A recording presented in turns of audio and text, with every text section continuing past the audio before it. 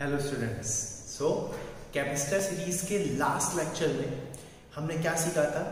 Heat loss से related हमने बातें करी थी। उसके बहुत सारे न्यूमेरिकल्स हमने देखे थे, डिफरेंट वैरायटी हमने देखी थी। आज हम देखने वाले हैं, आज हम सीखने जा रहे हैं कैपेसिटर के कुछ कॉम्बिनेशन, जिसको आपने पढ़ा होगा सीरीज कॉम्बिनेशन और पैरेलल कॉम्बिनेशन। ये रजिस्टर में आपने जरूर देखा होगा 9th 10th क्लास में कि when resistors are connected in series, what will be their effective resistance या equivalent resistance? When they are connected in parallel, what will be their equivalent resistance? सबसे पहले हमें ये सीखना होगा what do you mean by equivalence? Just like what do you mean by equivalent capacitor? अगर मान लो circuit में बहुत सारे कैपेसिटर हैं, अगर मैं आपसे पूछूं what is the equivalent capacitor of all these capacitors, तो पहले तो आप ये बताइए उसका मतलब क्या है। तो आप बहुत ध्यान से समझिएगा, बहुत ध्यान से देखिएगा। अच्छा, मैंने आपको वेक्टर में सिखाया था रिजल्टेंट वेक्टर। उसका क्या मतलब था?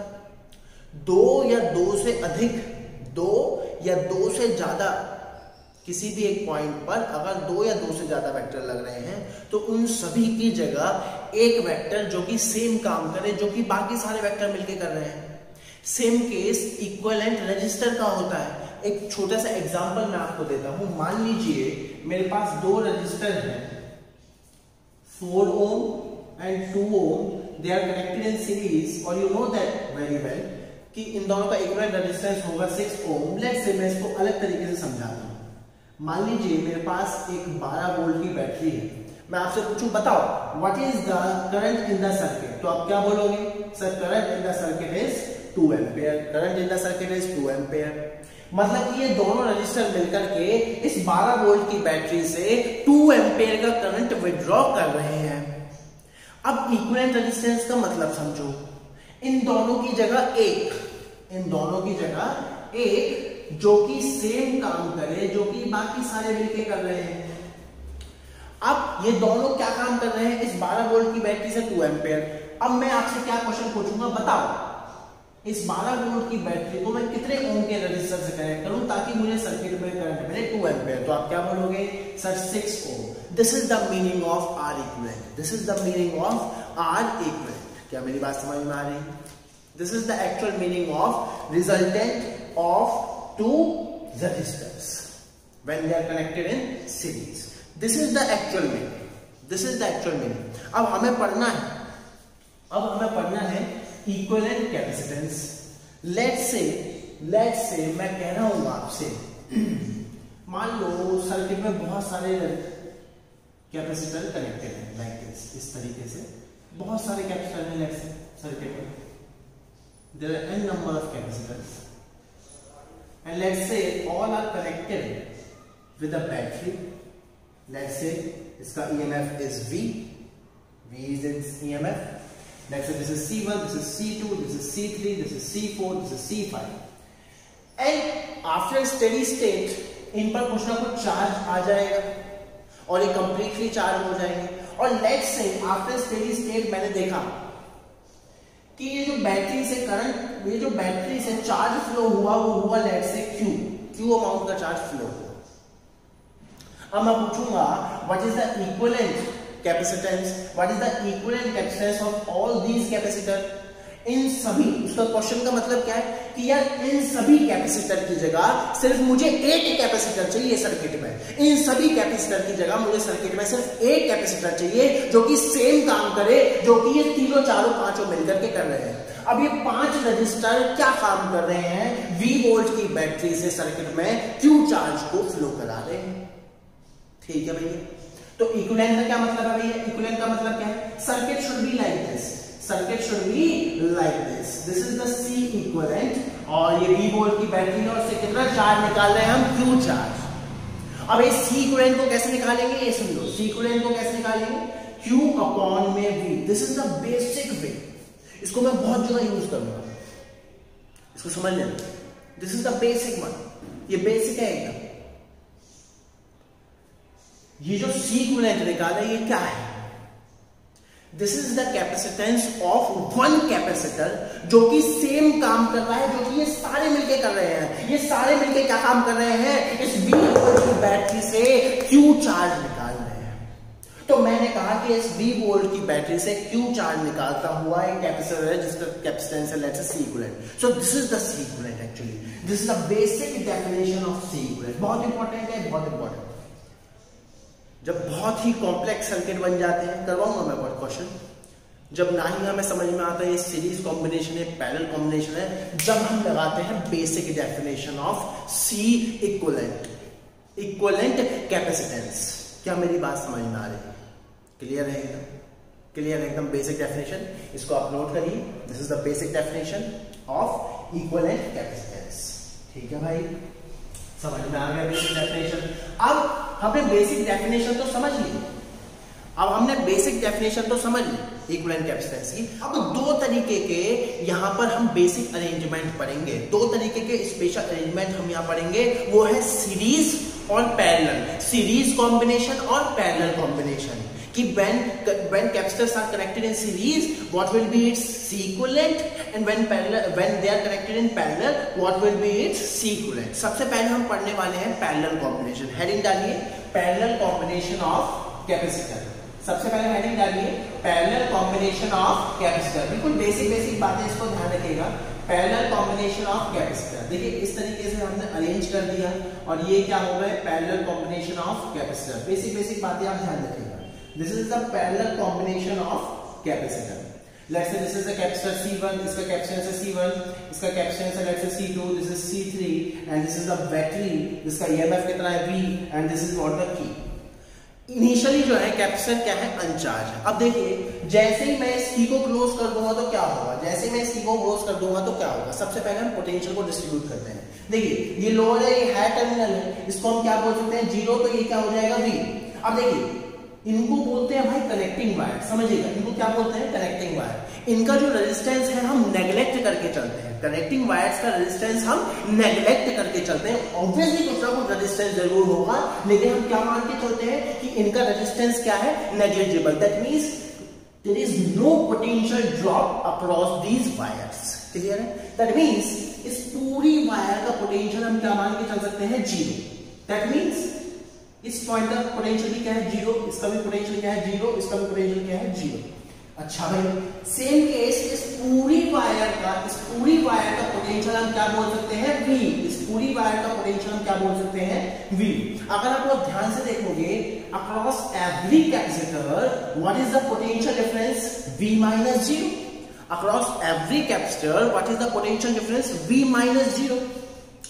और V क्या है, हायर। दैट मींस ये क्या हो गया पॉजिटिव, ये क्या हो गया नेगेटिव, ये क्या हो गया पॉजिटिव, ये क्या हो गया negative. This is positive and this is negative. क्या मेरी बात समझ में आ रही है? एक एक पॉइंट को समझिएगा। और लेट्स से यहां से Q चार्ज फ्लो कर रहा है, यहां से Q चार्ज सर्किट में फ्लो किया, तो अगर आप ध्यान से देखोगे अब यहां पर देखिए इसको बोलते हैं भाई जंक्शन। इसको क्या बोलते हैं, जंक्शन। जैसे ही इस Q चार्ज को यहां जंक्शन मिला और देखा तीन वायर जा रहे हैं, तो अभी Q चार्ज जो है डिस्ट्रीब्यूट हो जाएगा Q1, Q2 और Q3 में। कैसे डिस्ट्रीब्यूट होगा बाद में पढ़ेंगे, न्यूमेरिकल में हम समझेंगे। जैसे ही इस चार्ज ने देखा कि यार यहाँ पे जंक्शन आ गया, तो ये चार्ज जो है अपने आप को डिस्ट्रीब्यूट कर लेगा। बहुत ही सिंपल सा फिनोमेना है। और law of conservation of charge से हम बोल सकते हैं Q will be equal to Q1 plus Q2 plus Q3। क्या मेरी बात समझ में आ रही है? क्लियर एकदम? अगर आप बहुत ध्यान से देखोगे Q1 चार्ज यहाँ गया तो यहाँ पे कितना आ जाएगा, Q1, यहाँ पे कितना आ जाएगा माइनस Q1, यहाँ पे कितना आ जाएगा Q2, यहाँ पे कितना हो जाएगा माइनस Q2, यहाँ पे कितना आ जाएगा Q3 और यहाँ पे कितना हो जाएगा माइनस Q3। क्या मेरी बात समझ में आ रही है? क्लियर है एकदम? बात एकदम समझ में आ रही है आपको? अच्छा नहीं। अब अगर आप बहुत ध्यान से देखोगे तो पैरेलल कॉम्बिनेशन की खासियत देखिए।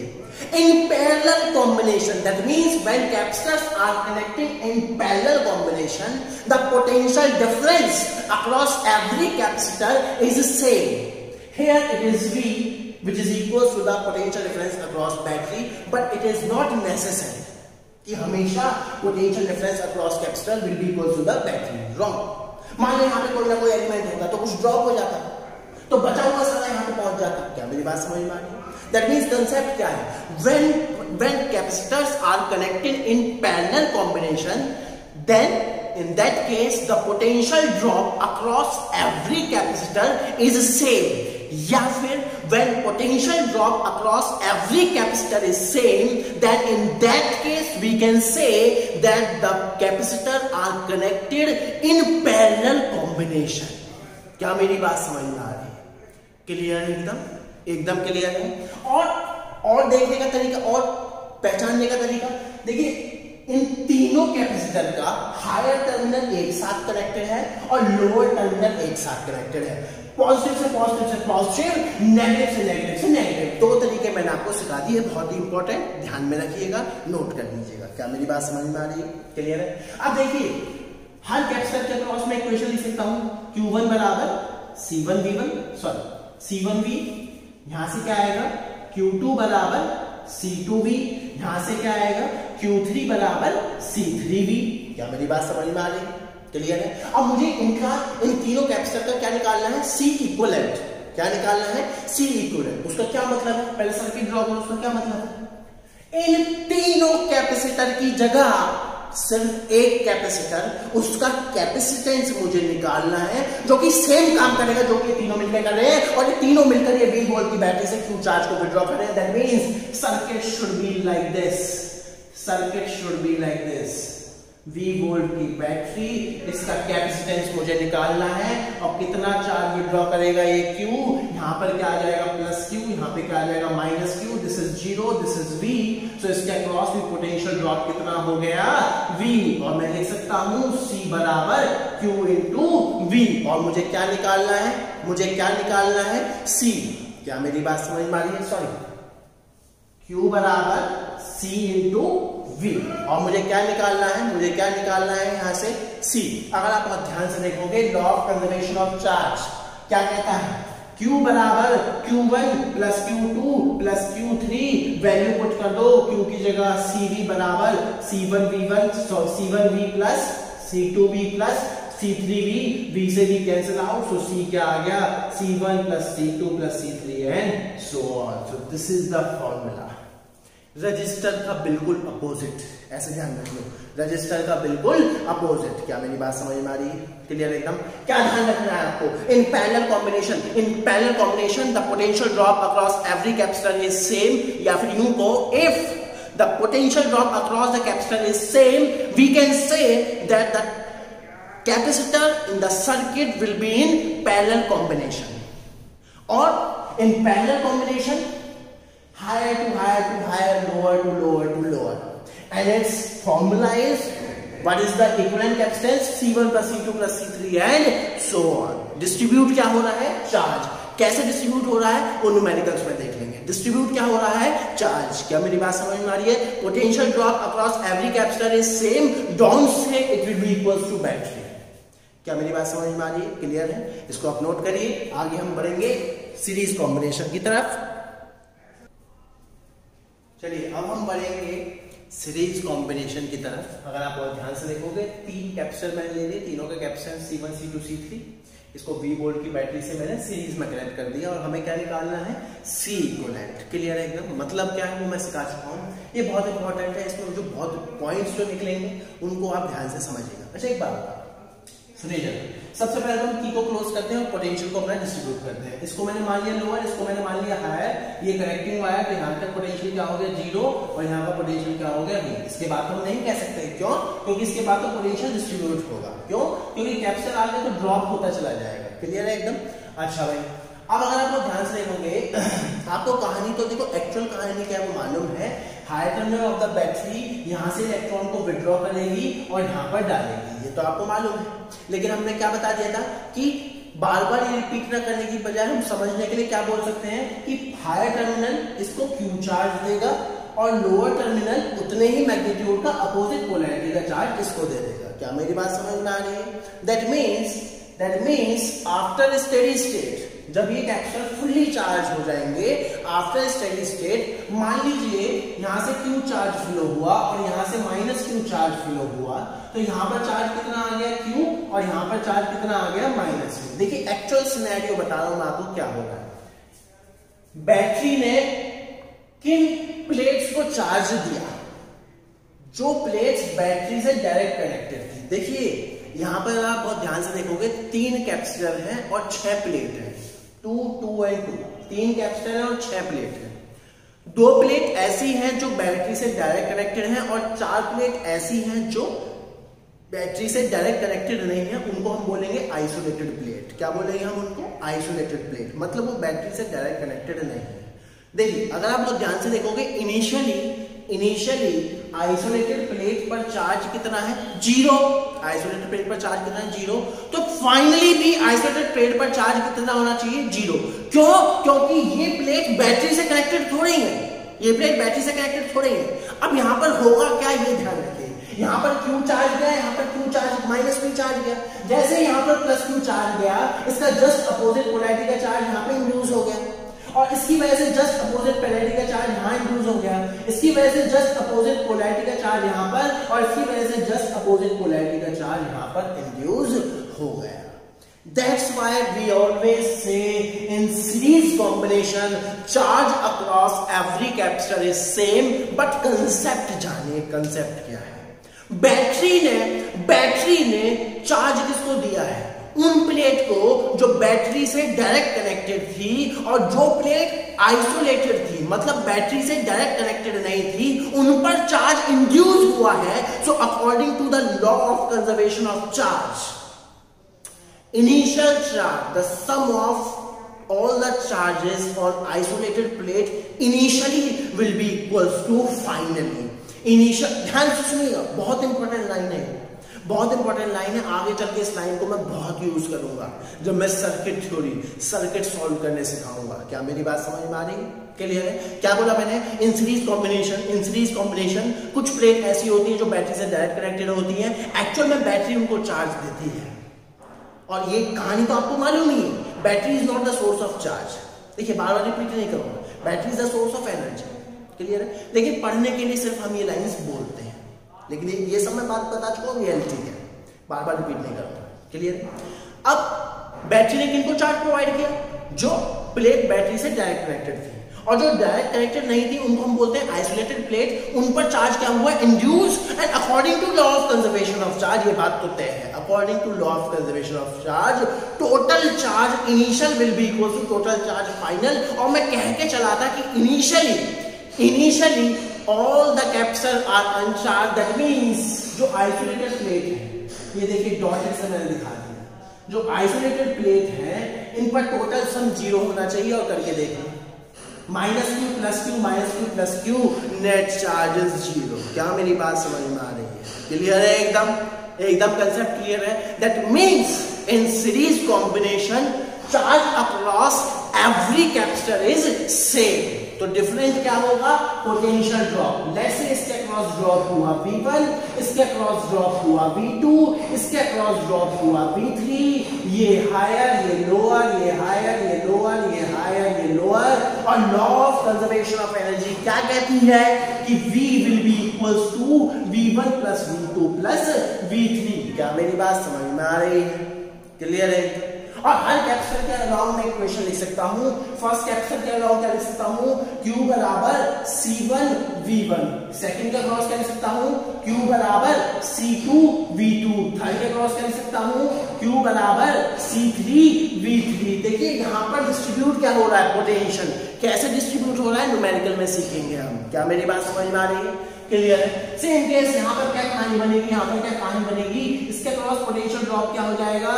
जैसे मैं इसको क्लोज करूंगा 0, दिस इज V, इसके क्रॉस क्या हो जाएगा? V और 0। दैट मींस पोटेंशियल ड्रॉप क्या हो गया इसके क्रॉस? V। और इसने कितना चार्ज फ्लो करा दिया? Q। तो इसके क्रॉस क्या लिखूंगा? Q = CV। अब सिंपली वैल्यू पुट करिए, यहां पर V3, यहां पर V1, यहां पर V2, यहां पर V3। V की वैल्यू क्या होगी? Q/C, V1 Q/C1, V2 Q/C2 और V3 Q/C3। Q ने Q को मार डाला तो 1/C बराबर 1/C1 + 1/C2 + 1/C3 and so on.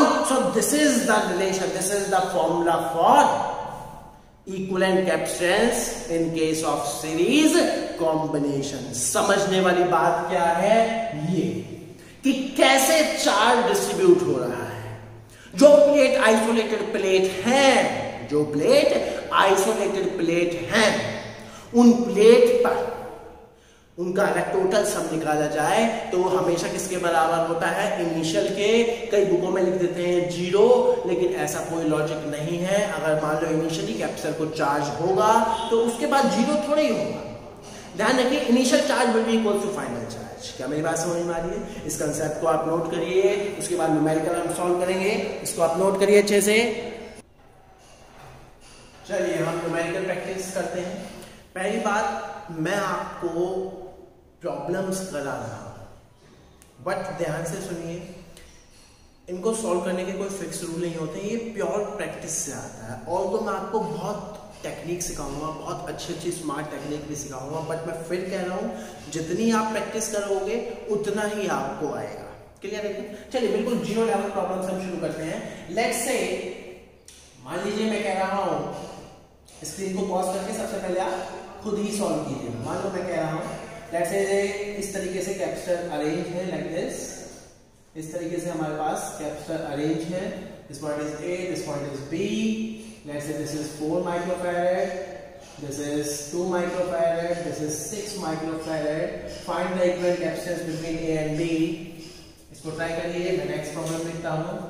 Let's say next problem should be like this. Let's say this, इस तरीके से arrangement. This is A, this is point B. Let's say this is 6 microfarad. This is 6 microfarad. This is 3 microfarad. And this is 6 microfarad. And this is, let's say, 4 microfarad. And again, find the equivalent capacitance between A and B.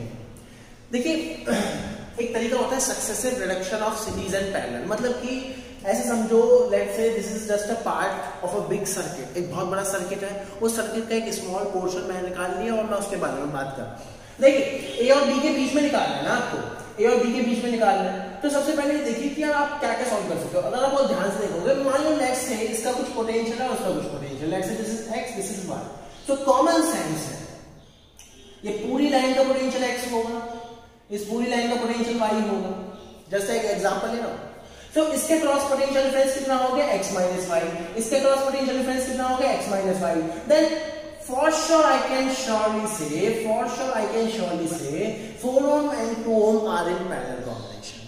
That means इन दोनों की जगह अगर मुझे एक capacitor लगाना हो तो उसका कैपेसिटेंस कितना होगा, 6 ohm। 4 + 2 6 ohm।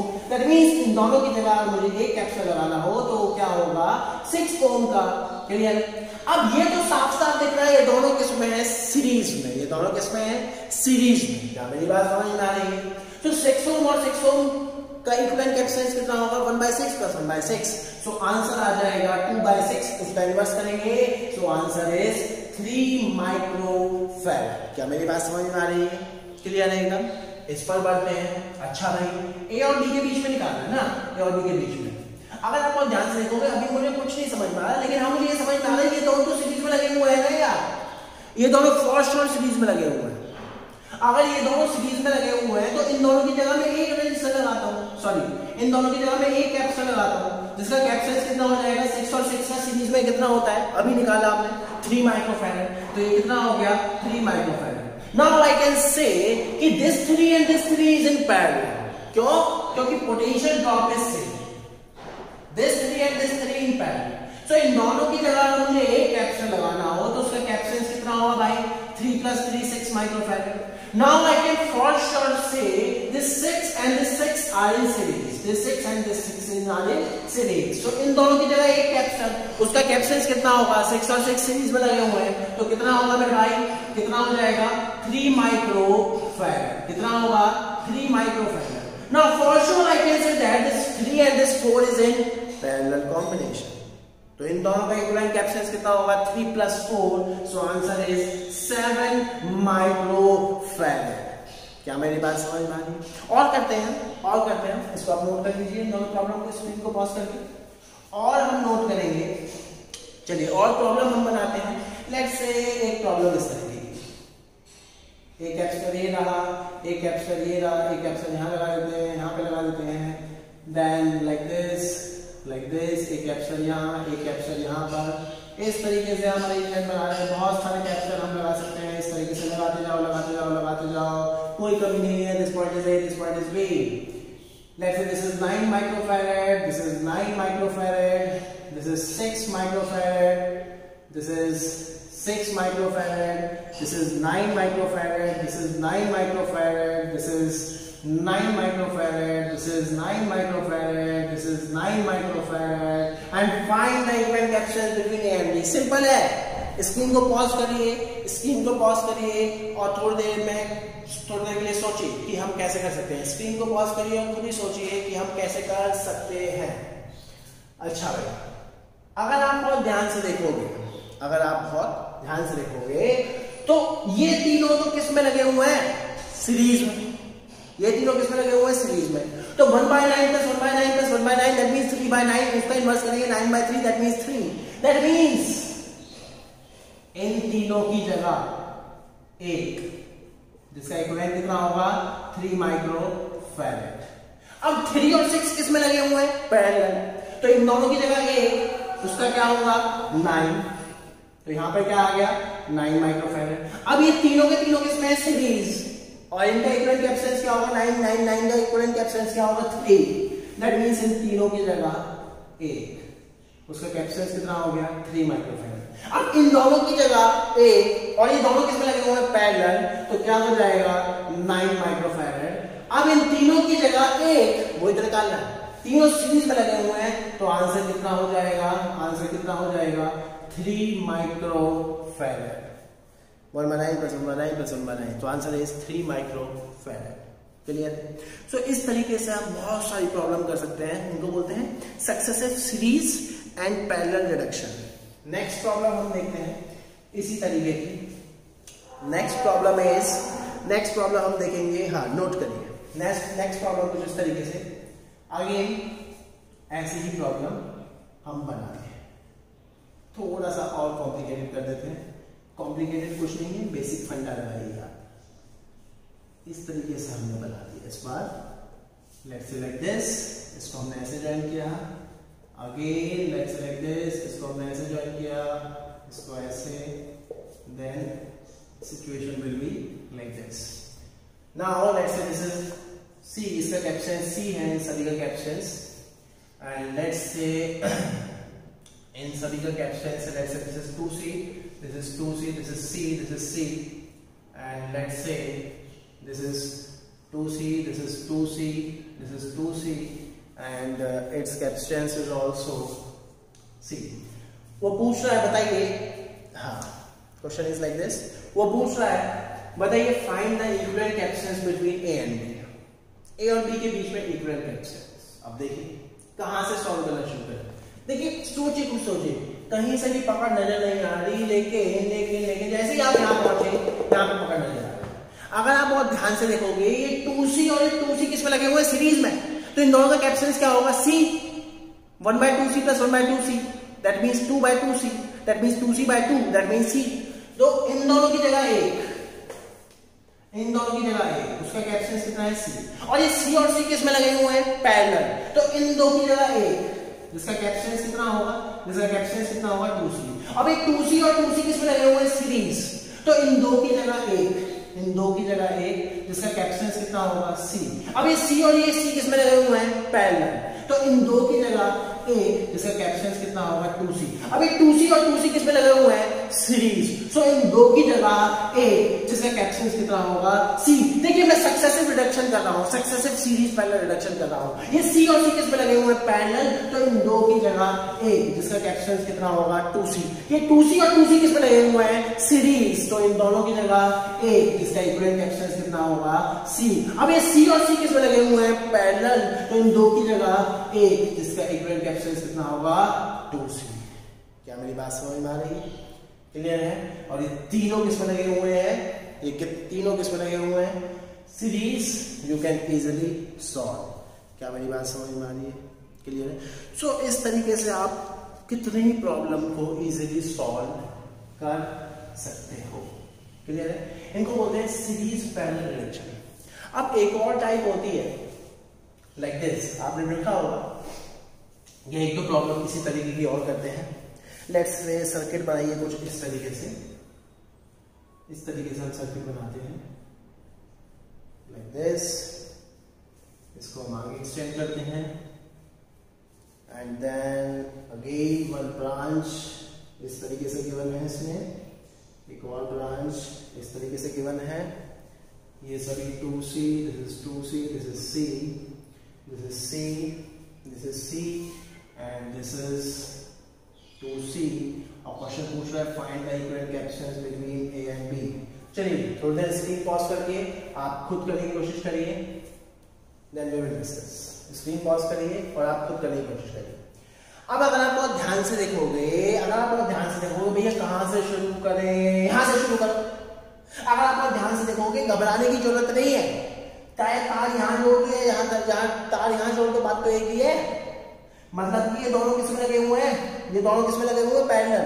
अरे ठीक है ना, let's say this is x, this is y, तो दिस इज आल्सो y। इसके cross potential difference x minus y, if this is x so this is also x, so इसके cross potential difference x minus y, that means these both are connected in parallel, that means इन दोनों की जगह अगर मैं एक लूंगा तो उसका कैपेसिटेंस कितना हो जाएगा, उसका कैपेसिटेंस कितना हो जाएगा, c plus c 2c। now this 2c and 2c are in series, so इन दोनों की जगह एक और उसका कैपेसिटेंस कितना हो जाएगा, c। Now ये दोनों किसमें लगे हुए हैं, पैरेलल, तो इन दोनों की जगह एक, तो उसका कैपेसिटेंस कितना हो जाएगा, 2c। Now ये दोनों सीरीज में लगे हुए हैं, इन दोनों की जगह एक, तो उसका कैपेसिटेंस कितना हो जाएगा, उसका कैपेसिटेंस कितना हो जाएगा, c। Now इन दोनों की जगह एक और इन दोनों किसमें लगे हुए हैं, पैरेलल, तो इनका effective capacitance between a and b कितना हो गया, 3c। क्या मेरी बात समझ में आ रही है, क्लियर एकदम। सो these are successive series and parallel reduction method। इनको क्या बोलते हैं, successive series and parallel reduction method। आप देखते जाइए कौन सीरीज कौन पैरेलल, और धीरे धीरे उसको रिड्यूस करते जाइए सर्किट को, क्लियर है। अब और तरीके की वैरायटी हम देखते हैं। इसमें जो आपको और वैरायटी मिलेगी वो कुछ इस तरीके से होगी। Let's say like this, 3 capacitor इस तरीके से अरेंज, A और B, सभी का कैपेसिटेंस है C, कॉमन सेंस सीरीज में लगे हुए हैं, तो दोनों के A और B के बीच में C इक्विवेलेंट कितना होगा, C/3। तो वो नहीं पूछेगा, उसने क्या काम किया, इस तरीके से कनेक्टिंग वायर को जोड़ दिया, इस तरीके से लाइक दिस, इस तरीके से कनेक्टिंग वायर जोड़ दिया। अब वो पूछ रहा है बताओ। तो देखिए जब भी इस तरीके की प्रॉब्लम है ना, सबसे बेस्ट और स्मार्ट वे आप पोटेंशियल डिस्ट्रीब्यूट करते चले जाओ। लेट्स से यहां का पोटेंशियल है, इस लाइन का पोटेंशियल है A, और हर कैपेसिटर के अक्रॉस पोटेंशियल डिफरेंस चेक करो। इस लाइन का मान लो पोटेंशियल है लेट्स से A, मान लो मैंने मान लिया A B C, कुछ भी मान लो, V मान लो, 0 मान लो, 5 मान लो, कुछ भी मान लो। लेट्स से इस लाइन का पोटेंशियल है B, तो इस पॉइंट का पोटेंशियल भी क्या हो जाएगा, A, और इस पूरी लाइन का पोटेंशियल क्या हो जाएगा, A। लेट्स से इस लाइन का पोटेंशियल है B, तो इस पूरी लाइन का पोटेंशियल क्या हो जाएगा, B।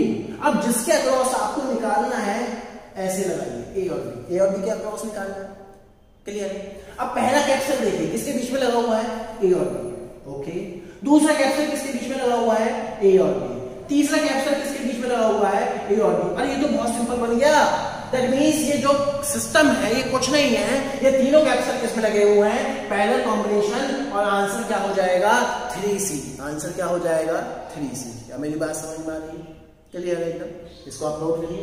और प्रॉब्लम हम देखते हैं, इसको आप नोट करिए। और प्रॉब्लम हम देखें, लेट्स से एक प्रॉब्लम कुछ इस तरीके से है, लेट्स से एक प्रॉब्लम कुछ इस तरीके से है, सर्कल, क्लियर है। इस तरीके का अरेंजमेंट बना रखा like this, this point is A and this point is B and all are C। Find the equivalent capacitance between A and B। Screen को पॉज करके आप नोट करिए, find the equivalent capacitance between A and B। चलिए वही same, इस line का potential क्या हो गया, A, बस इसके बाद हम बढ़ ही नहीं सकते क्योंकि कुछ ना कुछ ड्रॉप हो जाएगा। इस पूरी लाइन का पोटेंशियल क्या हो गया, B, क्यों, क्योंकि कोई और चीज लगी नहीं हुई है, तो यहाँ का भी पोटेंशियल हो गया B, यहाँ का भी पोटेंशियल हो गया B, यहाँ का भी पोटेंशियल हो गया B, क्लियर है। अब देखिए इस पॉइंट का पोटेंशियल आपको मालूम नहीं, इनको बोलते हैं अननोन, तो कुछ भी मान लो, जैसे x y z कुछ भी मान लो। अब किसके बीच में निकालना है आपको potential, sorry equivalent capacitance A और B के बीच में, लगा दी भाई ए और बी पॉइंट। अब जो भी अननोन है उनको आप बीच में लगा दो। लेट्स से अननोन एक ही है यहाँ पर x, 2 भी हो सकता है 3 भी हो सकता है, सारी प्रॉब्लम बता दो। अब देखिए ये किसके बीच में लगा हुआ है, a और x के बीच में। ये किसके बीच में लगा हुआ है, b और x के बीच में। ये किसके बीच में लगा हुआ है, b और x के बीच में। और ये किसके बीच में लगा हुआ है, b और x के बीच में। अरे ये तो बहुत सिंपल हो गया और आपको a और b के बीच में निकालना है। ये तीनों किसमें है, पैरेलल, दैट मींस इन तीनों की जगह a, उसका कैपेसिटेंस कितना होगा, उसका कैपेसिटेंस कितना होगा 3c, इसका है c, a और b। और ये दोनों किसमें लगे हुए हैं, सीरीज। ये दोनों किसमें लगे हुए हैं, सीरीज। तो इनका इक्विवेलेंट कैपेसिटेंस क्या हो जाएगा, 1/c + 1/3c, 1/c + 1/3c। और अगर आप इसको सॉल्व करोगे तो आंसर आ जाएगा 3c/4।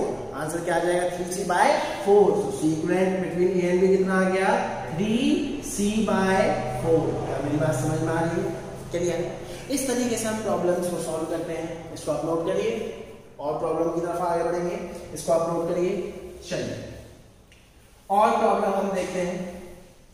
Let's say next problem given है इस तरीके से। ओके, नेक्स्ट प्रॉब्लम इस तरीके से आपको गिवन है। लेट्स से लाइक दिस, इस तरीके का अरेंजमेंट उसने बना के दे दिया है। This point is B, this point is A, और आपसे कह रहा है find the equivalent capacitance between A and B. ऐसे करेंगे सिंपल, पोटेंशियल डिस्ट्रीब्यूट कराइए, पोटेंशियल डिस्ट्रीब्यूट कराइए, अननोन को एक्स वाई जेड कुछ भी मान लो। चलिए इस पॉइंट का पोटेंशियल क्या है, ए, तो इस पूरी लाइन का पोटेंशियल क्या होगा, इस पूरी लाइन का पोटेंशियल यहां से लेकर यहां तक क्या होगा, ए। दैट मींस यहां पर भी क्या पॉइंट आ गया, ए, यहां पर भी क्या पॉइंट आ गया, ए, यहां पर भी क्या पॉइंट आ गया, ए। इस पूरी लाइन का पोटेंशियल अब क्या होने वाला है, बी। इसको बोलते हैं पोटेंशियल डिस्ट्रीब्यूट। कहां तक कराएंगे, जहां तक कनेक्टिंग वायर में कुछ हो ही ना। अगर मान लो यहाँ पर कुछ ना कुछ कैपेसिटर आ जाता तो इस पूरी लाइन का ए थोड़ी होता, बस यहीं तक ही होता। दैट मींस यहां तक ही इस लाइन का पोटेंशियल बी है, इसका कुछ और होगा, इसका नहीं मालूम। Let's say x. अब आपको किसके बीच में निकालना है, ए और बी के बीच में। किसके बीच में निकालना है आपको, ए और बी के बीच में। एक्स कोई अननोन है, यहाँ पे लगा दो। पहला कैपेसिटर ए और एक्स के बीच में, पहला कैपेसिटर ए और एक्स के बीच में, दूसरा कैपेसिटर बी और एक्स के बीच में, तीसरा कैपेसिटर ए और एक्स के बीच में, और चौथा कैपेसिटर ए और बी के बीच में। चौथा कैपेसिटर ए और बी के बीच में। अरे ये तो बहुत सिंपल है। अगर आप बहुत ध्यान से देखोगे ये दोनों किसमें लगे हुए हैं, पैरेलल। ये दोनों किसमें लगे हुए हैं, पैरेलल। दैट मींस इन दोनों की जगह ए, जिसका कैपेसिटेंस कितना आ जाएगा 2c, और ये दोनों किसमें लगे हुए हैं, सीरीज। ये दोनों किसमें लगे हुए हैं, सीरीज। दैट मींस इन दोनों की जगह ए, जिसका इक्विवेलेंट कैपेसिटेंस कितना आने वाला है, 2c/3। अब ये दोनों किसमें लगे हुए हैं, पैरेलल। दैट मींस इन दोनों की जगह एक, जो कि क्या आने वाला है, 5c/3। This is the answer. क्या मेरी बात समझ में आई, क्लियर है एकदम? तो इस तरीके से बहुत सारी प्रॉब्लम हो सकती हैं और प्रॉब्लम हम टैकल करेंगे। इसको आप नोट करिए स्क्रीन पॉज करके। बहुत सारी प्रॉब्लम इस तरीके की होंगी। और देखिए सेम कंसेप्ट हम रजिस्टर में भी लगाएंगे जब हम आर इक्विवेलेंट निकालेंगे। और प्रॉब्लम हम देखते हैं। लेट्स से एक प्रॉब्लम आपको गिवन है कुछ इस तरीके से। एक प्रॉब्लम आपको गिवन है कुछ इस तरीके से। ये 4 कैपेसिटर उसने अरेंज कर दिए लाइक दिस। 4 कैपेसिटर अरेंज कर दिए हैं इस तरीके से, वायरिंग करिए। This point is B and इस तरीके से वायरिंग करिए। This point is A. अब आपसे पूछ रहा है find the equivalent capacitance between A and B. Find the equivalent capacitance between A and B. Simple है, पोटेंशियल डिस्ट्रीब्यूट कराइए। देखिए this point is A, this line is A, this line is A. पूरी की पूरी line ए potential पे है, क्योंकि इस लाइन में कहीं पर भी कोई भी एलिमेंट नहीं है। पूरी लाइन ए पोटेंशियल पे है और ये पूरी लाइन बी पोटेंशियल पे है। पहला कैपेसिटर देखिए ओरल हो जाएगा, ए बी के बीच में, ए बी के बीच में, ए बी के बीच में, ए बी के बीच में। That means all are connected in parallel. That means answer क्या होगा, 4c। ओरल हो जाते हैं जब आपको कंसेप्चुअल नॉलेज हो जाए, जब आपको प्रैक्टिस हो जाए। सो कैपेसिटेंस, इक्विवेलेंट कैपेसिटेंस क्या हो जाएगा, 4c। इसको आप नोट कीजिएगा स्क्रीन पॉज करके, मैं नोट कर रहा हूं। नेक्स्ट प्रॉब्लम की तरफ हम आगे बढ़ेंगे। नेक्स्ट प्रॉब्लम आपको गिवन है कुछ इस तरीके से। इस तरीके का अरेंजमेंट उन्होंने दे रखा है। इस तरीके का अरेंजमेंट उन्होंने दे रखा है। यहां से एक कैपेसिटर ले लिया एंड देन यहां से एक कैपेसिटर ले लिया C, और इसको उन्होंने ज्वाइन कर दिया and this point is A and this point is B। Screen pause करिए एंड कैलकुलेट C इक्विवेलेंट। फिर हम आगे बढ़ेंगे। स्क्रीन पॉज करिए एंड कैलकुलेट सीक्वेंस। चलिए वही है, सिंपल है, डिस्ट्रीब्यूट कराइए, डिस्ट्रीब्यूट जहां तक हो सके वहां तक डिस्ट्रीब्यूट कराइए। देखिए this line is A, that's all, बस this line is A, that's all, that means यहां पर हम लिख लेते हैं A. This line is B, this line is also B, this line is also B. ये पॉइंट नहीं पता तो इसको हम क्या मान लेते हैं, लेट्स से एक्स, इसको हम क्या मान लेते हैं, लेट्स से एक्स। क्या मेरी बात समझ में आ रही है? चलिए यहां पर लिखेंगे ए, यहां पर लिखेंगे बी, यहां पर लिखेंगे एक्स। पहला कैपिटल ए और एक्स के बीच में, दूसरा कैपिटल बी और एक्स के बीच में, तीसरा कैपिटल बी और एक्स के बीच में, and the last one is A और बी के बीच में। अरे सिंपल है, अगर भी किया है, सिंपल है, अगर भी किया है। 2c parallel, then series 2c और c series 2c by 3 parallel, you will get the result. देखिए कितने सिंपल होते हैं, लगने में कितने ड्रामने हैं लेकिन कितने सिंपल होते हैं। क्लियर? इसको आप नोट करिए, हम आगे बढ़ेंगे। इसको नोट करिए और प्रॉब्लम हम देखेंगे। Next problem should be like this. 5-6 register, 6 capacitor उसमें बनाती है। इस तरीके से 6 कैपेसिटर वो बना रहा है, 3, 4, 5 एंड 6। सभी का कैपेसिटेंस कितना है, C, और वायरिंग कुछ इस तरीके से कर दी गई है, वायरिंग कुछ इस तरीके से कर दी गई है। और वो पूछ रहा है find the equivalent capacitance between A and B. चलिए डिस्ट्रीब्यूट कराइए, स्क्रीन पॉज करिए, पहले खुद करिए, डिस्ट्रीब्यूट कराइए। This line is at A potential, so this is A, this is also A. Clear है? This line is B potential, that's all, बस इसके बाद कुछ नहीं कर सकते। अब ये बचा तो इसको x मान लो, so this line is also x, so this line is also x। चलिए अगर आप बहुत ध्यान से देखोगे तो कुछ इस तरीके से सिस्टम बनाइए, a b and this is x। पहला कैपिटल a और x के बीच में, दूसरा कैपिटल a और x के बीच में, तीसरा कैपिटल a और x के बीच में, और ये दोनों कैपिटल x और x के बीच में। दैट मींस इन कैपिटल के cross potential difference is 0। That means there is no use of these two capital. They will not gaining any charge, they will not charge anymore, क्योंकि potential difference कितना हो गया, 0। Q बराबर CV में V कितना हो गया, 0। सो ये दो कैपेसिटर लगे हो या ना लगे हो कोई मतलब नहीं है, तो इनको हम हटा देते हैं और इनको बोलते हैं शॉर्ट सर्किटिंग। क्या बोलते हैं इनको? Short circuiting. और ये कैपेसिटर किसके बीच में लगा हुआ है, एक्स और बीच के बीच में। अब इसे ऑन करना कोई बड़ी बात नहीं है। इनकी ये तीनों किस में लगे हुए हैं, पैरेलल, तो आंसर क्या आएगा 3c, और ये इसके साथ सीरीज, तो आंसर क्या आ जाएगा 3c और c सीरीज में लगे हुए हैं, तो आंसर क्या आ जाएगा 3c by 4। क्लियर है? एकदम क्लियर है। और प्रॉब्लम हम टैकल करते हैं, और प्रॉब्लम देखते हैं। एक प्रॉब्लम कुछ इस तरीके से गिवन है, इस तरीके से इन्होंने गिवन है, ट्रायंगुलर फॉर्म में गिवन है प्रॉब्लम, इस तरीके से उन्होंने प्रॉब्लम दे रखी है लाइक दिस। ऑल कैपिटल, तो कैपेसिटेंस कितना है C, and they are asking what is the equivalent capacitance between A and B। चलिए स्क्रीन पॉज करिए और करिए। देखने में कितना खतरनाक लग रहा है लेकिन बहुत ही सिंपल है। इस लाइन का पोटेंशियल क्या होगा A, इस लाइन का पोटेंशियल क्या होगा A, और इस लाइन का पोटेंशियल क्या होगा B। इस पूरी लाइन का पोटेंशियल क्या होगा B। जहां तक कोई भी एलिमेंट ना लगा हो पोटेंशियल डिस्ट्रीब्यूट कर दो। इस लाइन का पोटेंशियल B, इसका भी पोटेंशियल B, इसका नहीं पता तो x मान लो। अब लिखो A B बीच में x। चलिए पहला कैपिटल A और x के बीच में लगा दिया, दूसरा capital oh sorry this is A, दूसरा कैपिटल A और B के बीच में लगा दिया, ओके। तीसरा कैपिटल x और B के बीच में लगा दिया, ओके। लास्ट वन x और B के बीच में लगा दिया, ओके। बहुत सिंपल हो गया, बहुत सिंपल। ये दोनों किस में लगे हुए हैं, पैरेलल, इन दोनों की जगह 1, तो आंसर क्या आ जाएगा 2c। 2c और c किस में लगे हुए हैं, सीरीज, तो इन दोनों की जगह 1, तो आंसर क्या आ जाएगा, आंसर क्या आ जाएगा 2c by 3। 2c by 3 और c किस में लगे हुए हैं, पैरेलल, तो आंसर क्या आ जाएगा 5c by 3। क्लियर है एकदम? तो देखिए इस तरीके से हम बहुत सारी प्रॉब्लम सॉल्व कर सकते हैं। इसको आप नोट करिए, हम आगे बढ़ेंगे। इन प्रॉब्लम्स को आप नोट करिए।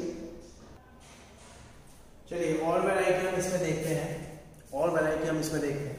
एक प्रॉब्लम आती है, ये आपको मिलेगी हर जगह, ये इस तरह की प्रॉब्लम आपको मिलेगी, रजिस्टर में भी आपको मिलेगी, हर बुक में गिवन है, C1 हर जगह गिवन है। इसको बोलते हैं इनफिनिट लैडर प्रॉब्लम। इस तरीके से प्रॉब्लम दी गई रहती है लाइक दिस। Like this. और इसमें कई वैरायटीज में वो पूछता है आपसे, और ये कहता है इन्फिनिटी तक ऐसा जा रहा है। And this is A and this is B. This is let's say 2 microfarad. This is 1 microfarad. This is 2 microfarad. ये repeat होता रहेगा. This is 1 microfarad. Again this is 2 microfarad. This is 1 microfarad. और पूछना बताइए इस तरह से चल रहा है पैटर्न, और find the equivalent capacitance between A and B. अच्छा देखिए, अब अगर आप बहुत ध्यान से देखोगे ये इन्फिनिटी तक जा रहा है, कुछ ना कुछ आंसर जरूर आएगा इसका, कुछ ना कुछ आंसर जरूर आएगा। लेट्स से हम मान लेते हैं इसका आंसर आ गया x y, कुछ भी मान लो, x y z c कुछ भी मान लो। Let's say equivalent capacitance between a and b हमारे पास आ गया, let's say x microfarad, let's say आ गया x माइक्रोफैराड। अब मैं आपसे सिर्फ इतनी बात कह रहा हूं कि एक बात बता, ये जा तो इन्फिनिटी तक रहा है ना, मान लो मैं इसको यहां से कट कर रहा हूं, इसको मैं यहां से कट कर रहा हूं, तो अभी भी ये जो प्रॉब्लम बनी, प्रॉब्लम तो सेम ही इन्फिनिटी तक जा रही है। और मैंने क्या मान लिया कि इसका आंसर क्या है x, मैंने मान लिया इसका आंसर क्या है x। तो जब मैंने यहां से कट लगाया तो इस सभी का आंसर भी तो x ही होगा। वही वाली बात है, समुद्र से एक ड्रॉप निकाल ली पानी की, कोई फर्क थोड़ी पड़ेगा यार। इन्फिनिटी तक जा रहा है, इन्फिनिटी तक जा रही है ये पैटर्न। मैंने यहां से कट कर दिया और मैंने आपसे पूछा यार एक बात बता, आपने मान लिया a और b के बीच में इक्विवेलेंट कैपेसिटेंस x है, तो मैं ये कह रहा हूं कि इसका भी इक्विवेलेंट कैपेसिटेंस लगभग कितना होगा सर, x ही होगा लगभग। दैट मींस मैं इस पूरे की जगह कट यहां से किया था, एक कैपेसिटेंस लगा सकता हूं जिसका कैपेसिटेंस कितना होगा x, जिसका कैपेसिटेंस कितना होगा x। अब आप इसको सॉल्व कर लो, और इन दोनों के बीच में तो पता ही है आपको इक्विवेलेंट कैपेसिटेंस कितना है x। क्लियर, चलिए सॉल्व करेंगे। ये दोनों किसमें लगे हुए हैं सीरीज, तो क्या हो जाएगा इन दोनों का इक्विवेलेंट कैपेसिटेंस x + 1। इन दोनों का इक्विवेलेंट कैपेसिटेंस कितना हो जाएगा x + 1। ये दोनों सॉरी पैरेलल में लगे हुए थे, और ये दोनों किसमें लगे हुए हैं सीरीज, ये दोनों किसमें लगे हुए हैं सीरीज। तो इन दोनों का equivalent capacitance that means 1/CAB will be equals to 1/2 + 1/x + 1, और CAB की वैल्यू कितनी है x, that means situation is like this. अब इसको सॉल्व करना कोई बड़ी बात नहीं है, यहाँ एलसीएम लेंगे 2x + 1, तो यहाँ आ गया x + 1 + 2 बराबर 1/x। इसको इधर मल्टीप्लाई करा दीजिए तो इक्वेशन बन जाएगी x² + 3x, x² + 3x will be equals to 2x + 2। इसको और सॉल्व करोगे तो x² + x - 2 बराबर 0, बन गई क्वाड्रेटिक इक्वेशन। इसको सॉल्व करना कोई बड़ी बात नहीं है, फॉर्मूला लगाएंगे -b + -√b² - 4ac अपॉन में 2a। ये सभी को पता है quadratic equation ax² + bx + c बराबर 0।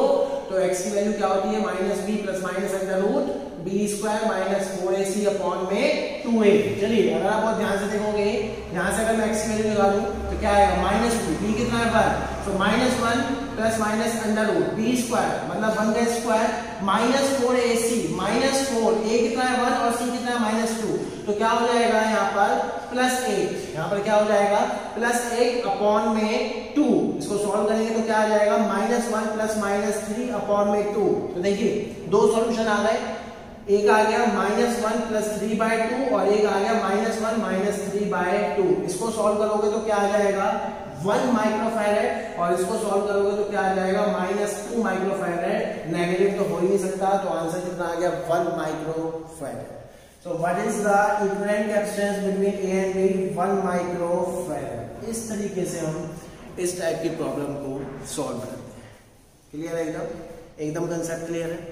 हम आगे की तरफ बढ़ेंगे तो देखिए कितनी प्रॉब्लम मैंने, कितनी वैरायटी मैंने यहाँ पे करा दी, और वैरायटी की तरफ हम आगे बढ़ते हैं और प्रॉब्लम हम देखते हैं।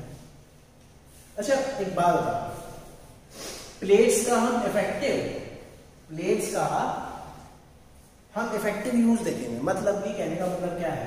अच्छा एक बात, मान लो यहाँ पर 3 कैप्सूल लगे हुए हैं इस तरीके से। 3 कैप्सूल को बनाने के लिए कितनी प्लेट का इस्तेमाल हो रहा है 6। 3 कैप्सूल को बनाने के लिए कितनी प्लेट का इस्तेमाल हो रहा है 6। क्लियर है। मान लो 4 कैप्सूल है तो उनके लिए कितनी प्लेट का इस्तेमाल हुआ 8। 10 कैप्सूल है तो 20, 20 कैप्सूल है तो 40, 40 कैप्सूल है तो 180, 40 कैप्सूल है तो उनका दुगना 80, 80 का 160, 100 कैप्सूल है तो 200 प्लेट चाहिए, n कैप्सूल है तो 2n प्लेट चाहिए। मैं आपसे कह रहा हूं कि मान लो 3 कैप्सूल है तो कितनी प्लेट यूज कर रहे हो 6। मैं कह रहा हूं कि दिमाग लगाओ, फिजिक्स लगाओ, बेसिक कंसेप्ट लगाओ और मुझे बताओ कि कितनी मिनिमम आप ये 3 कैपेसिटर बना सकते हो। इन 3 कैपेसिटर का एक अरेंजमेंट बना सकते हो। अगर आप बहुत ध्यान से देखोगे तो एक बात, यहाँ पर कुछ चार्ज है, यहाँ पर कुछ चार्ज है, तो चार्ज कहाँ है? इनर सरफेस पर ही तो है। इसके भी चार्ज इनर सरफेस पर है और इसके भी चार्ज इनर सरफेस पर है। एक बात बताओ, इसकी आउटर सरफेस का क्या इस्तेमाल? कुछ भी इस्तेमाल नहीं है। इसकी आउटर सरफेस का क्या इस्तेमाल? कुछ भी इस्तेमाल नहीं है। तो मतलब कि इन दो प्लेट की आउटर सरफेस को तो आप वेस्ट कर रहे हो। इन दो प्लेट्स की आउटर सरफेस को आप वेस्ट कर रहे हो। अब आप लोगों से यहाँ पे भी तो कुछ नहीं है, यहाँ पे भी तो चार्ज जीरो होता है। अब तो ये तो वायर से कनेक्टेड है, ये तो हमारी मजबूरी है, ये वेस्टेज नहीं है, ये यूज है। इनको ही तो हमने वायर से कनेक्ट कर रखा है और बैटरी से जोड़ेंगे। लेकिन इन दो प्लेट की जो आउटर सरफेसेस है इनको इस्तेमाल नहीं है, तो एक काम करो, इनको ज्वाइन कर दो।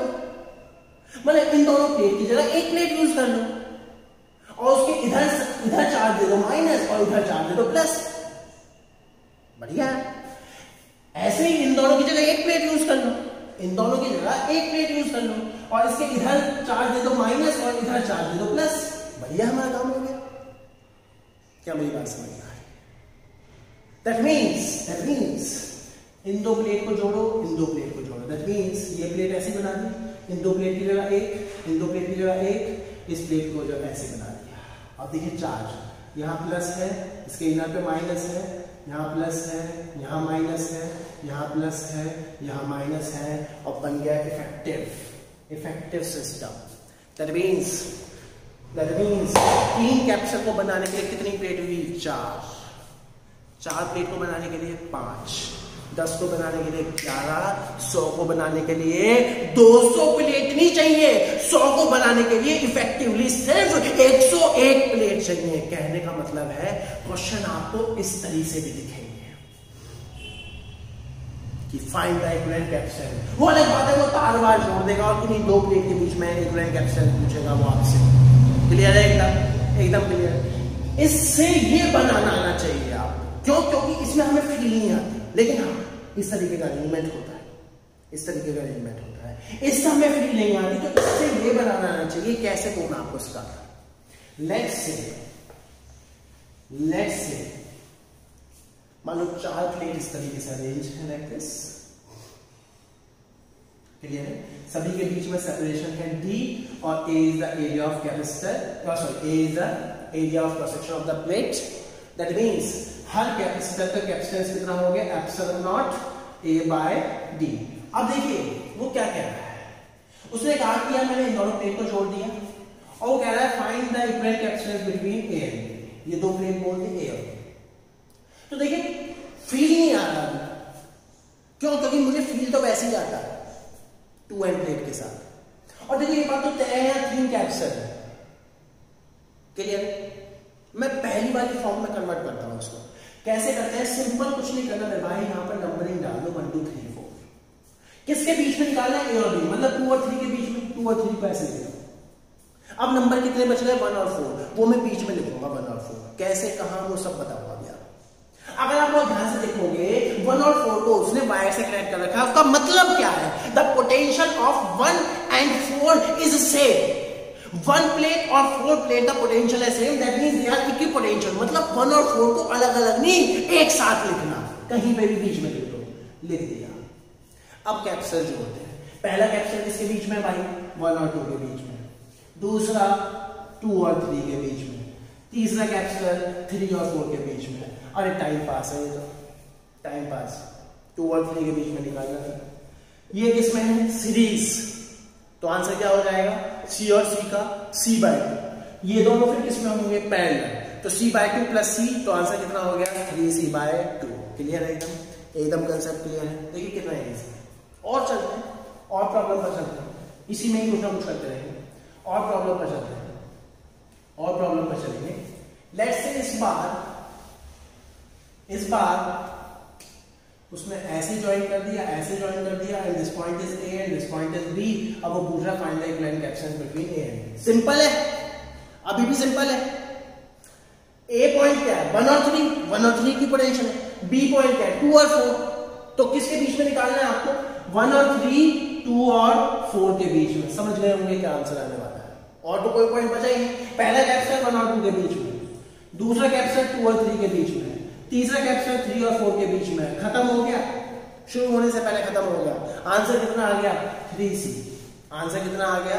3C। देखिए कितने सिंपल प्रॉब्लम है, कितनी सिंपल प्रॉब्लम। आंसर कितना आ गया? 3C। और देखते हैं, और इसमें हेराफेरी करते हैं। अगर आप बहुत ध्यान से देखोगे, इस बार मैंने इसको जोड़ दिया, LF से this point is A and this point is B। मैं कह रहा हूं कि करते रहो यार, करते रहो, कंसेप्चुअल क्लैरिटी होनी चाहिए। A और B ये पॉइंट देखिए, किसके बीच में बनाना है भाई? 2 और 4 के बीच में, 2 और 4 के बीच में, और 2 और 4 के बीच में बनाना है, और 1 और 3 की पोटेंशियल है, बीच में लिख लो। 1 और 3 की पोटेंशियल है, कहीं बीच में लिख लो। पहला कैपेसिटर 1 और 2 के बीच में, ठीक है भाई, पहला कैपेसिटर 1 और 2 के बीच में, दूसरा कैपेसिटर 2 और 3 के बीच में, ठीक है भाई, तीसरा कैपेसिटर 3 और 4 के बीच में। अरे हो तो गया यार, ये दोनों किस में लग रहे हैं? Parallel, 2C। 2C और C किस में लग रहे हैं? सीरीज। तो आंसर कितना हो गया? 2C और C सीरीज में लग रहे हैं, तो आंसर कितना हो गया? 2C/3। खत्म, हो रहा। क्या मेरी बात समझ में आई? क्लियर है? सिंपल कंसेप्चुअल क्लैरिटी है। 1 2 3 4 नंबर डाल दो, जिनके बीच में निकालना है उन दो पॉइंट को अलग अलग लिख दो कॉर्नर में, बचे को पॉइंट बीच में लिखने हैं। अगर दोनों को कभी ना कभी दोनों को जुड़ा हुआ है तो वो एक साथ लिख दो, उनका मतलब वो एक ही पोटेंशियल है। क्लियर है? और देखते हैं, और वैरायटी देखते हैं इसमें, और वैरायटी देखते हैं। लेट्स से इस बार उन्होंने क्या काम किया है, इस बार उन्होंने क्या काम किया है कि इन दो प्लेट को जोड़ दो, इन दो प्लेट को जोड़ दो। This point is A and this point is B। अब देखिए इसके बीच में 1 और 4 एक साथ, 2 और 3 एक साथ। चलिए पहला कैपेसिटर 1 और 2 के बीच में, दूसरा कैपेसिटर 2 और 3 के बीच में। 2 और 3 है ही, that means this is short circuit. ये क्या हो गया? Short circuit. इस तरह की प्रॉब्लम भी आ सकती है। तीसरा 3 और 4 के बीच में, तो आंसर कितना हो गया? Simply 2C। ये दोनों किसमें लगे हुए हैं?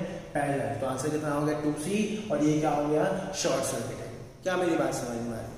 जितनी प्रैक्टिस करोगे उतना आएगा। मैं तो कह रहा हूं जितनी प्रैक्टिस करोगे उतना आएगा। और प्रॉब्लम हम देखते हैं, 5 प्लेट की तरफ हम आगे बढ़ते हैं।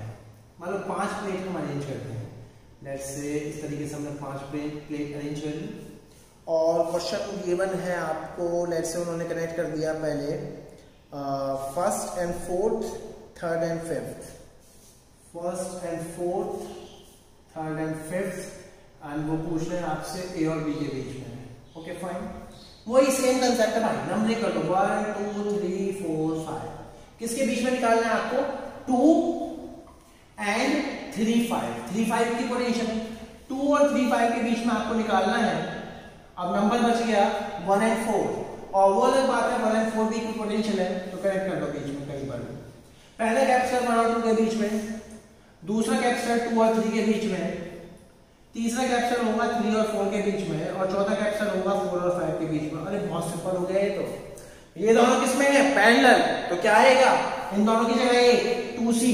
2C और C किसमें है? 2C और C किसमें है? सीरीज। तो इन दोनों की जगह क्या आएगा? एक। सीरीज में सॉल्व करने के बाद 2C/3। 2C/3 और C किसमें है? पैरेलल। तो आंसर क्या आ जाएगा?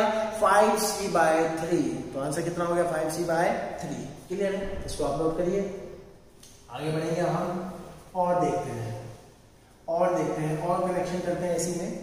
अब इस बार नेक्स्ट प्रॉब्लम में हमने ज्वाइन किया है फर्स्ट एंड, नेक्स्ट प्रॉब्लम में इन्होंने ज्वाइन किया first and last, first and last. Okay, और वो पूछ रहे हैं this point is A and this point is B।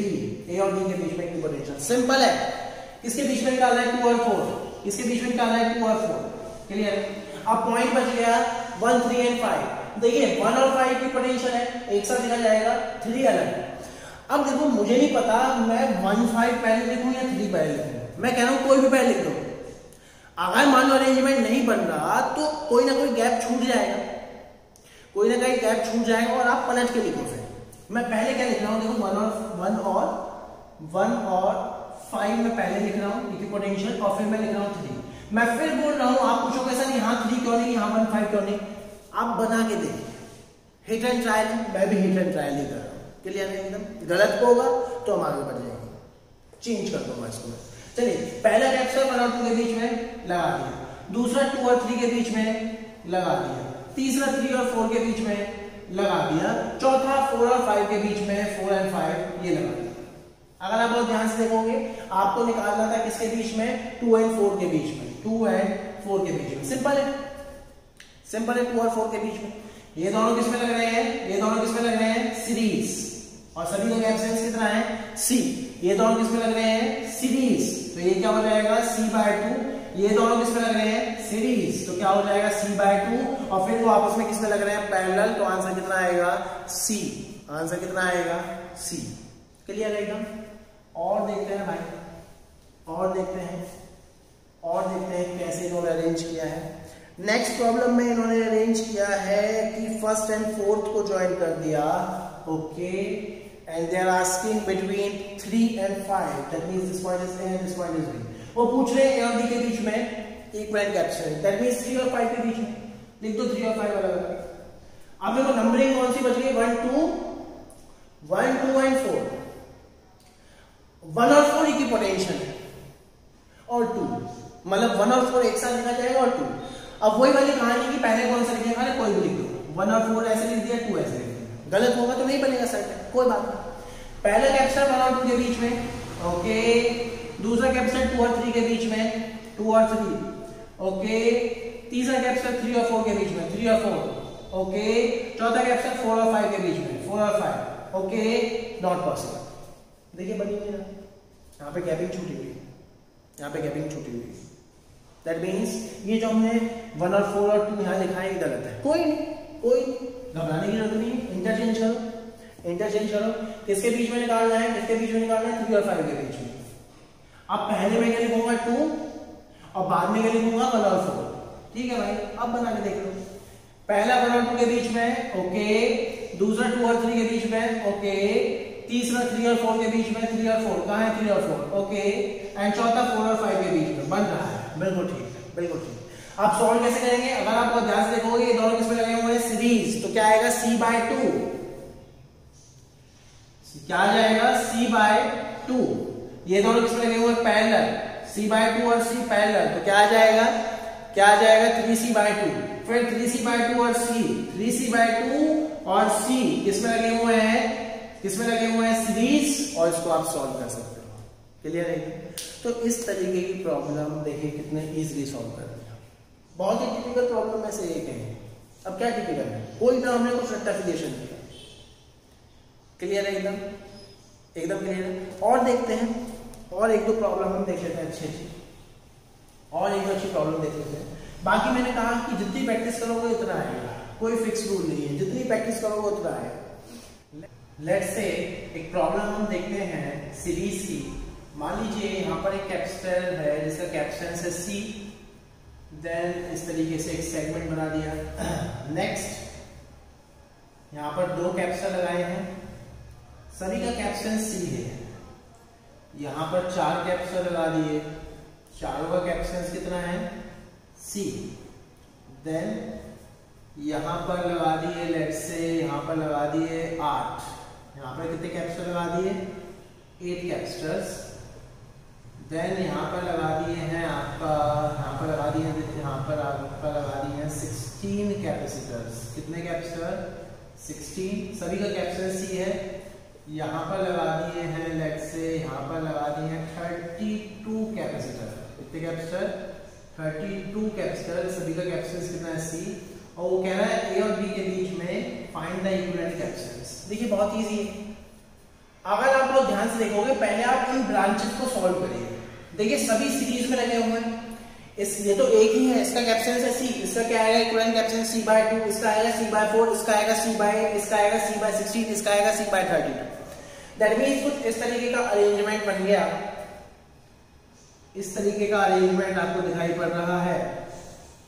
यहाँ पे कैपेसिटर, यहाँ पे कैपेसिटेंस है C, then it is C/2, then it is C/4, then it is C/8, then it is C/16, then it is C/32, and then find the equivalent capacitance। अब अगर आप बहुत ध्यान से देखोगे तो ये पांचों कैपेसिटर पैरेलल में लगे हुए हैं। अब इनका नेट कैपेसिटेंस कितना होगा, इनका नेट कैपेसिटेंस कितना होगा, सभी को ऐड कर दो तो आएगा C + C/2 + C/4। 4 को ले सकता हूं 2 का स्क्वायर प्लस c बाय 8 को लिख सकता हूं 2 की 3 plus c by 16 that means 2 की power 4 plus c by 32 that means 2 की पावर 5। अगर आप बहुत ध्यान से देखोगे अब हम यहां से c कॉमन निकाल सकते हैं तो क्या बन गया 1 प्लस 1 बाय 2 प्लस 1 बाय 2 की पावर 2 प्लस 1 बाय 2 की पावर 3 प्लस 1 बाय 2 की पावर 4 प्लस 1 बाय 2 की पावर 5। अगर आप बहुत ध्यान से देखोगे ये बन गई जीपी सीरीज जिसकी फर्स्ट टर्म है a और कॉमन रेशियो मतलब सेकंड टर्म अपॉन में first term, third term upon में second term, fourth term upon में third term r। Common ratio क्या है 1/2 और जीपी सीरीज का समेशन क्या होता है a upon 1 minus r, a upon 1 minus r that means capacitance कितना आ गया c इनटू 1 अपॉन 1 माइनस 1/2 तो आंसर कितना आ गया equivalent capacitance between a and b कितना आ गया 2c is the answer. Clear. अब देखिए अब ये कोई खतरनाक क्वेश्चन थोड़ी है, बेसिक टर्मिनोलॉजी यूज हो रही है। अब इसमें देखिए एक टाइप और आती है वो है हाईली सिमेट्रिक सर्किट, उनको हम पढ़ेंगे रजिस्टर्स में। जो लॉजिक मैंने यहां बता दी है वो सारे के सारे लॉजिक रजिस्टर्स के लिए भी एप्लीकेबल है, बस वहां पर फॉर्मूला अलग हो जाता है। वहां पर अगर सीरीज में रजिस्टर हो तो लगता है 1 r बराबर r1 plus r2 plus r3 and so on, parallel में लगे हो तो 1 बाय r बराबर 1 by r1 plus 1 by r2 plus 1 by r3 and so on. यहां उल्टा है, बस लॉजिक सेम है। क्लियर। जो हाईली सिमेट्रिक सर्किट्स हैं लाइक क्यूब हो गया या बहुत अलग अलग अरेंजमेंट है ये हम पढ़ेंगे रजिस्टर्स में। क्लियर है एकदम। इस लेक्चर को हम यही स्टॉप करते हैं, इस लेक्चर को हम यही रोकते हैं। नेक्स्ट लेक्चर में हम पढ़ेंगे सर्किट थ्योरी के बारे में। सर्किट थ्योरी मतलब आपको कोई सर्किट गिवन हो उसमें किसी भी कैपेसिटर के अक्रॉस पोटेंशियल ड्रॉप निकालना आपको आना चाहिए, किसी भी कैपेसिटर के अक्रॉस आपको वो कैपेसिटर कितना चार्ज होल्ड कर रहा है वो निकालना आना चाहिए आफ्टर स्टेडी स्टेट, कितनी हीट वो कितनी एनर्जी वो स्टोर कर रहा है वो निकालना आना चाहिए, हीट लॉस निकालना आना चाहिए, स्विचिंग प्रॉब्लम होती है कि स्विच क्लोज करने के बाद कितना चार्ज फ्लो होगा, वो सब हमें आना चाहिए और वो हमें आएगा नेक्स्ट लेक्चर देखने के बाद। नेक्स्ट लेक्चर में हम पढ़ेंगे सर्किट थ्योरी को। इस लेक्चर को हम यही स्टॉप करते हैं। Thank you for now.